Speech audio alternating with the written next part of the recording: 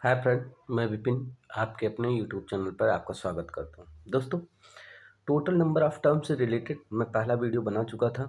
अब उससे रिलेटेड एक दूसरा वीडियो देखिए। जब एक्सप्रेशन गिवन हो हमारा x plus A to the power n plus minus x minus A to the power n, तो इसमें टोटल नंबर ऑफ टर्म जब चाहिए हमको, तो सबसे पहले इसकी दो कंडीशंस होती है कि जो n है वो इवन है या आड है। पहली तो ये कंडीशन, फिर इसमें भी दो कंडीशन बनती है कि यदि ये बीच वाला जो होता है ना, जैसे पहले एक्सप्रेशन को दूसरे एक्सप्रेशन से जब ऐड हो या सब्ट्रैक्ट हो तो क्या होता है। यदि प्लस होता है तो क्या होगा, टोटल नंबर ऑफ टर्म। यदि माइनस होता है तब टोटल नंबर ऑफ टर्म्स क्या होते हैं। इसके लिए पहले सबसे पहली कंडीशन देखते हैं कि n यदि इवन हो, तो यदि ये इवन होता है तो जो माइनस होता है, यदि यहाँ पे प्लस के स्थान पे क्या लगा हो, माइनस होता है, तो total number of terms, total number of जो टर्म्स होता है वो होता है n होल के अपान 2। जैसे मेरे पास एक क्वेश्चन है, x plus 5 to the power 10 minus x minus 5 to the power 10। अब हम अगर देखें तो जो n है, n मीन्स 10 क्या है मेरे पास, इवन है। 10 इवन है, 10 इवन है और साथ में हमको निगेटिव सिंबल भी मिल गया है बीच में। यहाँ पे देखें निगेटिव सिंबल मिल गया। तब इसके लिए टोटल नंबर ऑफ टर्म के लिए हमें इस एक्सप्रेशन को एक्सपैंड नहीं करना है।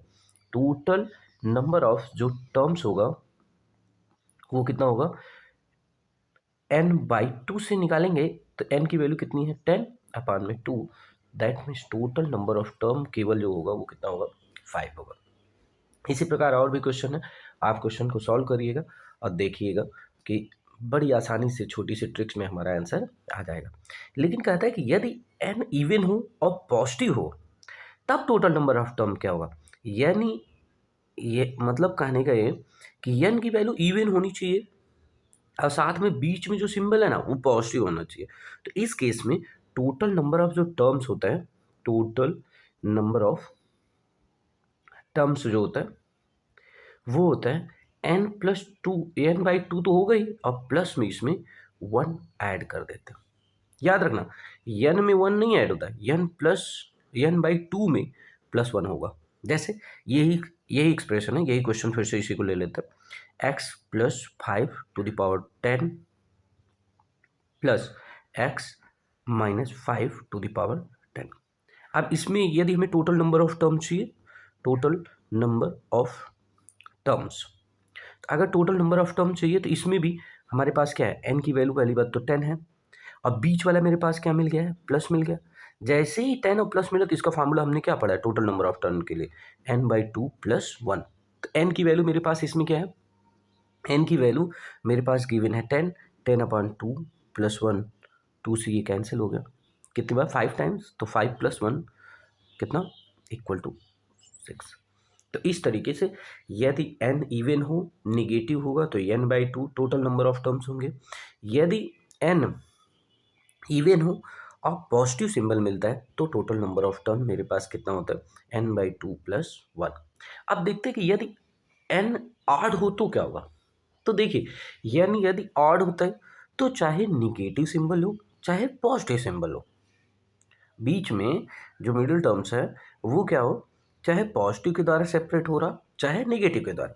तो इसके लिए टोटल नंबर ऑफ जो टर्म्स होते हैं ना, total number of term, total number of, अगर टर्म्स की बात करें तो टोटल नंबर ऑफ टर्म्स होता है n+1 होल के अपान 2। अभी क्वेश्चन इस पे भी देख लेते हैं, इससे रिलेटेड क्वेश्चन आइए देखते हैं। जैसे क्वेश्चन गिवन है x + 4 to the power 11 plus x minus 4 to the power 11। अब बोलो इसमें टोटल नंबर ऑफ टर्म, तो हमने क्या पढ़ा, टोटल नंबर ऑफ टर्म यदि n क्या है, 11 है, 11 है तो दैट मीन्स क्या है, आड है, आड मतलब विषम संख्या है और साथ में चाहे प्लस हो चाहे माइनस, इससे हमें कोई लेना देना नहीं होता। तो इसके लिए टोटल नंबर ऑफ जो टर्म्स होता है वो कितना होता है, n+1 होल के अपान में 2। तो n की वैल्यू मेरे पास कितनी है, 11 प्लस 1 होल के पान 2 इज इक्वल टू 12/2। 2 से कैंसिल करेंगे कितना आ जाएगा आंसर 6। तो ये मेरा आंसर हो जाएगा। और भी क्वेश्चन है, आप इसको एग्जाम्पल ढूंढ ढूंढ के क्वेश्चन अपने से भी बना सकते हैं कि यक्स यहाँ पे लेना है, इसके बगल में प्लस माइनस करके एक्सप्रेशन को आप सॉल्व कर सकते हैं।